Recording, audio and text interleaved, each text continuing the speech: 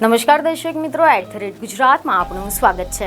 ગુજરાતના યુવા વિદ્યાર્થી નેતા યુવરાજસિંહ જાડેજા અવારનવાર રાજ્યની કેટલીય ભરતી પ્રક્રિયાઓ તેમજ પરીક્ષાઓમાં થતી ગેરરીતિ મામલે અવાજ ઉઠાવતા આવ્યા છે। અત્યાર સુધીમાં તેમને કેટલીય એવી પરીક્ષામાં ચાલતા કૌભાંડો અને પુરાવા સહિત આક્ષેપ પણ કરી ચૂક્યા છે।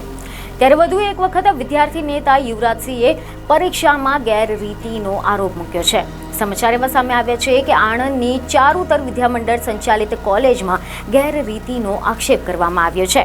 ભરતી પ્રક્રિયા પૂર્ણ થયા બાદ ફાઇનલ મેરિટ યાદી જાહેર કરવામાં આવી અને ઉમેદવારોના પ્રમાણપત્રોની ચકાસણી પણ હાથ ધરવામાં આવી હતી, પરંતુ યોગ્ય ઉમેદવાર ન મળ્યો હોવાના કારણ આગળ ધરીને 1 વર્ષથી નિમણૂક પત્રો આપવામાં આવ્યા નથી અને હવે પૂર્વ મંજૂરીના અભાવનું બહાનું આગળ ધરીને પરીક્ષા રદ કરવાની જાહેરાત કરવામાં આવી છે।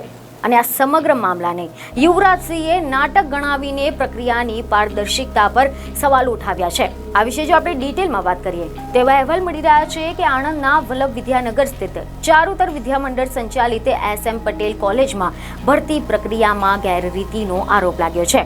લેબ આસિસ્ટન્ટની વર્ષ 2024ના ફેબ્રુઆરી માસમાં ભરતી જાહેર થઈ હતી, જેના બાદમાં સપ્ટેમ્બર-ઓક્ટોબરમાં પરીક્ષા લેવાઈ હતી, જેના બાદમાં મેરિટમાં આવેલા ઉમેદવારોના પ્રમાણપત્રો પણ ચકાસણી કરી લેવામાં આવી હતી। જોકે ભરતી પ્રક્રિયા પૂર્ણ થયાના 1 વર્ષ બાદ પણ હજુ સુધી ઉમેદવારોને નિમણૂક પત્ર નથી આપવામાં આવ્યા।